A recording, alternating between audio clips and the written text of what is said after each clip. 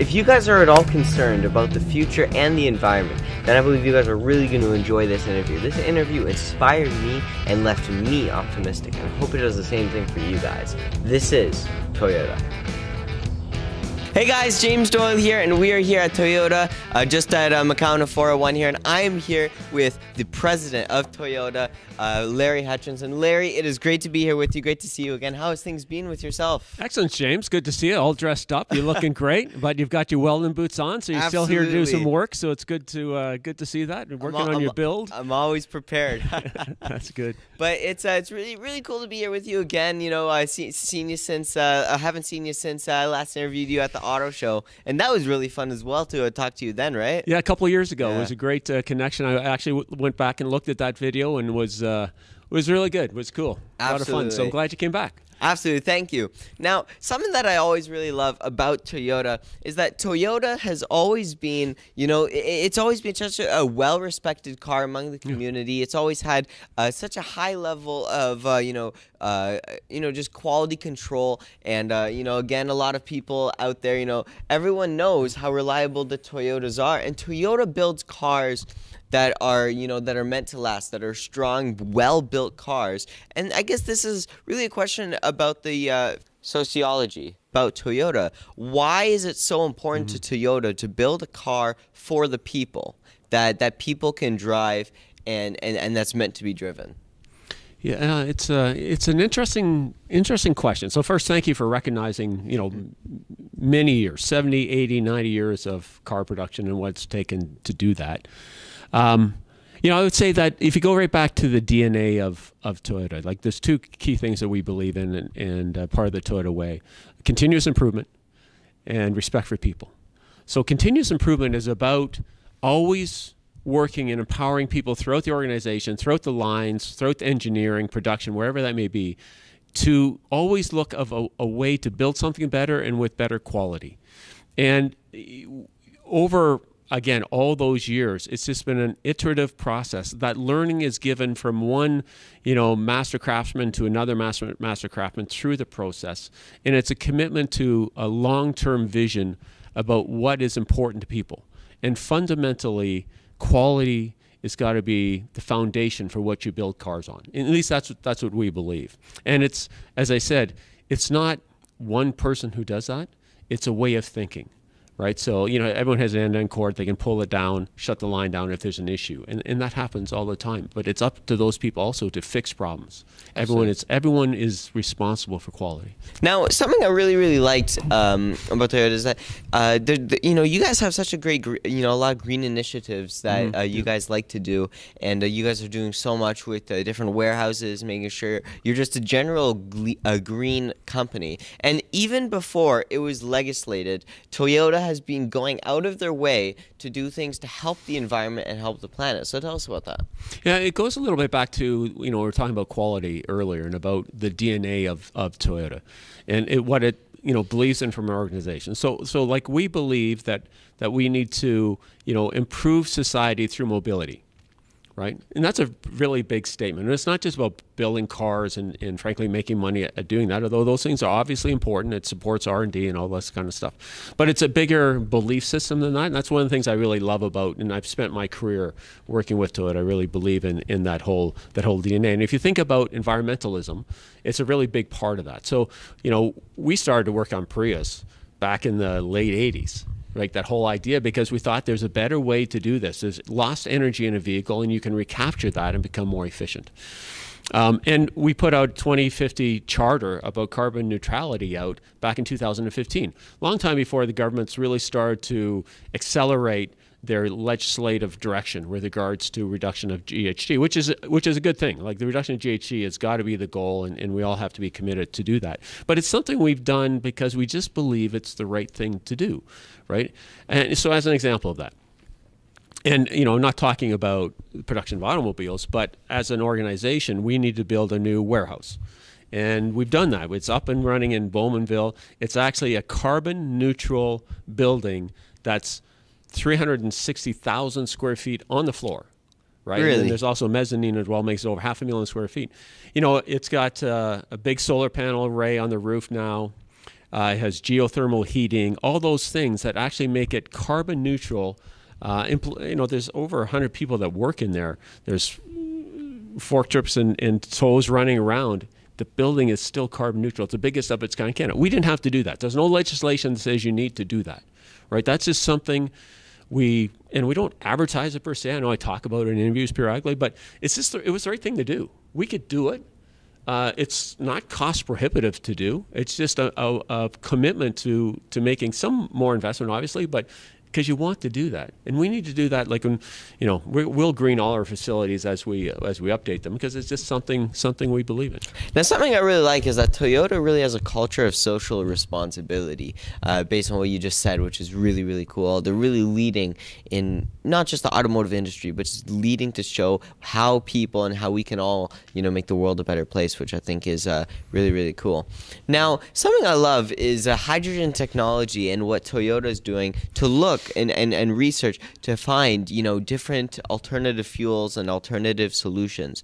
And you guys have been working on hydrogen, which I think is pretty cool. It's been doing, a lot of stuff in Japan. But how do you see that working out in Canada, and how it's, how has it been running in Canada? And do you see it being a good solution to run all across Canada?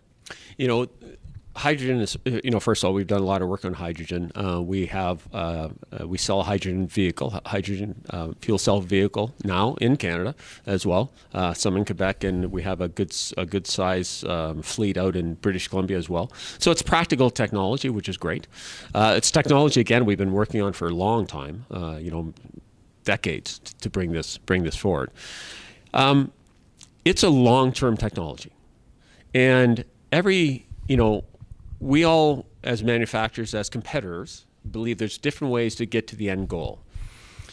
I think many believe that hydrogen is today likely an end goal to get to, but a lot of work has to be done to get there.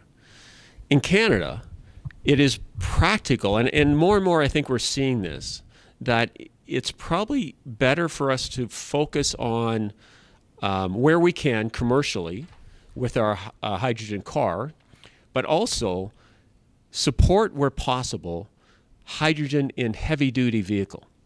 Because like transport trucks, you think about that. How do you decarbonize that? Battery electric is probably questionable. I know this company is trying to do that. I wish them all the success in that if they can do it. But hydrogen fuel cell, and we have demonstration of that in North America now with in Port of California, yeah. And you see that in other iterations from other competitors as well coming forward. But if we can develop hydrogen heavy-duty truck and build infrastructure of hydrogen based on that as a starting point, that's probably the fastest way to move it forward. The beauty with hydrogen and the difficulty with batteries today is, the amount of mining that's needed, of the greenhouse gas that's created in those things, the recyclability. Those are all difficult problems. I'm not saying they won't be solved. What I'm saying is you should have both, right?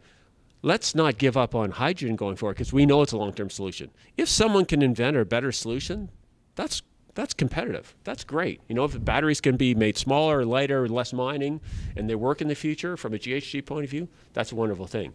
But hydrogen long-term today still fits the bill. We have a electrolysis plant in Quebec, as an example, that we've helped put up. You take water, you split it with hydro-generated electricity, you have zero carbon, you put it in the car, you drive the car, you have zero carbon. You haven't done mining for a big battery. It's a perfect solution. It's just a lot of infrastructure needs to put in place to do it. Absolutely, yeah. Now, something that I always in my heart have believed is that Le Mans it's such a great race, not because of the competitive aspect, but because of having an automobile that can go and run for 24 hours, and just the idea of something like that. Le Mans is really a proving grounds, not just for the drivers, but for teams, for engineers, for companies, for everyone behind the companies. And it's when you see a car at Le Mans, it's really, thousands of people behind that car, which I think is really cool. So that really leads to you. Toyota has won Le Mans consecutively for 4 years in a row. Yeah. How is it in your heart and in your mind? What's it like to work for a company that has been able to achieve that, and thousands of people being able to be behind those cars, Yeah, it's first of all, it's fantastic. I mean, to be associated with that, I feel very fortunate in that regard. But more importantly, even bigger than that, they've done it with hybrid, right? So they've made it more fuel efficient in doing it, right? It's faster, it's lighter, but they actually use substantially more fuel than they used to in this car that is faster. It's that proven technology, and to take what you believe in, right? And the benefit of racing, which is bringing all that technology, all that learning, all that safety, and putting in cars like this car, right? Yeah. Bring it today to the public. But to do it, and you're still in line with what you believe in from an environmental point of view, and you bring that technology and grow it even better, it's just very exciting. And it's obviously a beautiful vehicle that's a lot of fun to see. Absolutely, yeah. It's cool to see the technology that's transitioned its way into the RAV4. And what does Toyota have in stock for the future? What can you talk about, I should say, that is stuff for the future that you can see happening? Well, there's lots of great technology coming, and I can't talk too much about the future. Exactly. I will say that I do own personally 2 RAV4 hybrids for my family, and they're a fantastic car, and they really enjoy it. I have kids driving that. And speaking of kids driving, how about you? You don't talk a lot about yourself. So how about you? What was the first car you drove, as an example? The first car I ever drove was actually with my good friend Al Plater in a Toyota Prius. Oh, really? One of the older Toyota Priuses. I was 10, 11. I was somewhere around there. I was pretty young, and it was cool to be able to drive the Prius. Now, there's a really cool Toyota electric concept car that's like a sporty kind of design that, I saw something about recently. So can you tell us a little bit about that? I can talk a little bit about that. I always have to be careful what I say in these regards. But, we did Akio shared before Christmas, kind of pulled the curtain a little back on some of the cars that are in production, and also some prototypes and concepts are there. And that electric coupe was one of those concepts that was there. And, again, that's technology, battery electric, because we said, we believe in battery electric and fuel cell and hybrid and plug-in hybrid, and we're going to have the full stable of that. But, yeah, you get lightweighting in some products like that, and with the battery powertrain, it can be pretty exciting, drivable technology. Yeah. Absolutely. So we'll see what the future holds. Absolutely. I'm really excited for that. But you know what, Larry? It's been great to talk to you about the future of Toyota and really why Toyota is leading the automotive industry and here for the people to save the world. I think that is really, really cool. So thank you so much, Larry. Great to be able to speak to you again, and we'll see you guys soon. Bye-bye. Bye-bye.